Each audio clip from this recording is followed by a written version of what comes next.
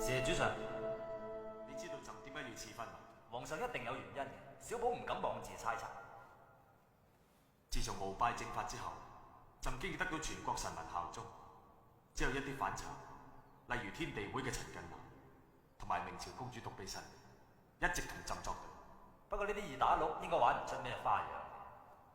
朕仲有個心腹大患，一路令朕寢食不安，就係平西王吳三桂。咁皇上仲同佢做埋親家？朕一直有臥底密報，話佢招兵買馬，勾結神龍邪教。假太后嘅事就係佢派嚟，分明係想就範。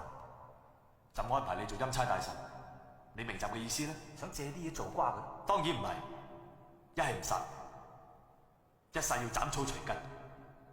朕希望你依家用懷柔政策，安撫吳三桂，拖延佢作反嘅日期。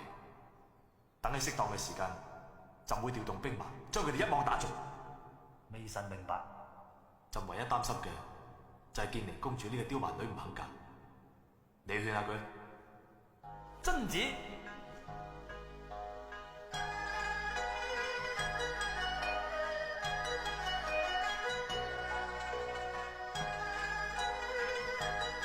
為小寶叩見公主。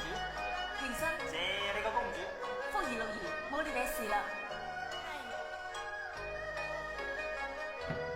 哎呀，扭死我咯！你係死嘢，死得你咁易啊！你唔使嚟揾我噶啦。咪嚟咗啦！算你啦。恭喜公主，賀喜公主，有個天大嘅喜訊。恭喜偉爵爺，賀喜偉爵爺，我都有天大喜訊話過你知。有。你講先。皇上已經賜咗婚啦。係。